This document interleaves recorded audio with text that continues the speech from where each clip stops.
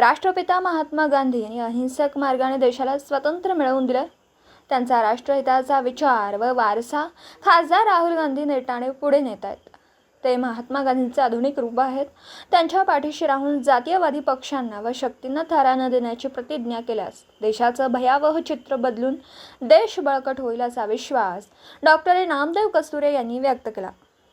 आज सांगली काँग्रेस कमिटीच्या वतीने राष्ट्रपिता महात्मा गांधी व लाल बहादूर शास्त्री यांच्या जयंतीनिमित्त आयोजित पुष्पांजली व पदयात्रा समारोप कार्यक्रमात अभिवादन करताना ते बोलत होते. प्रारंभी सकाळी स्टेशन चौकात महात्मा गांधी यांच्या पुतळ्यास आमदार डॉक्टर विक्रमसिंह सावंत व स्वातंत्र्य सैनिक उत्तराधिकारी अशोक मालवणकर यांच्या हस्ते पुष्पहार अर्पण करून पदयात्रेला प्रारंभ झाला. काँग्रेस भवनमध्ये पदयात्रेची सांगता व महात्मा गांधी आणि लाल बहादूर शास्त्री यांच्या प्रतिमा पूजनाने आणि पुष्पहार अर्पण करून जयंतीनिमित्त अभिवादन करण्यात आलं. स्वागत पैगंबर शेख यांनी केलं. प्रास्ताविक करताना अजित ढोले यांनी वर्षभर थोरा मोठ्यांच्या जयंतीनिमित्त अभिवादन करून त्यांचे विचार तळागाळातील लोकांपर्यंत पोहोचवण्याचा प्रयत्न काँग्रेस व सेवादल करीत असतं असं सांगितलं. अध्यक्ष भाषणात आमदार डॉक्टर विक्रमसिंह सावंत म्हणाले, काँग्रेस पक्षाने देशाला स्वातंत्र्य मिळवून दिलं. जातीयवादी प्रवृत्ती महापुरुषांच्या विचारांचे पायमल्ली करते. महात्मा गांधी व लाल बहादूर शास्त्री यांच्या विचारानुसार वाटचाल करणं हेच त्यांना खरं अभिवादन ठरेल.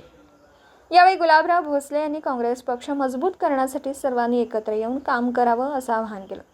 आभार मौलाली वंटमुरे यांनी मांडलं.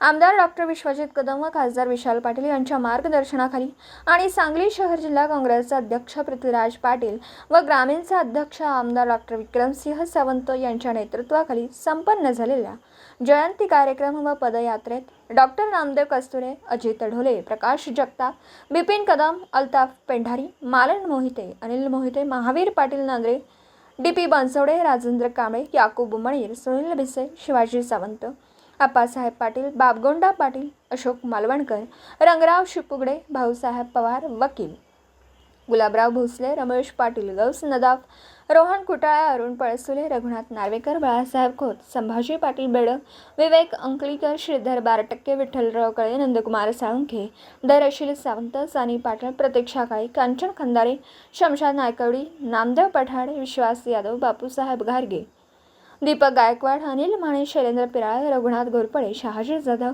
डॉक्टर अमित बसन्नावर, वसंत जाधव, गणेश वाघमारे, दिलीप माळी व काँग्रेस कार्यकर्ते मोठ्या संख्येने उपस्थित होते. A1 update news Sangli.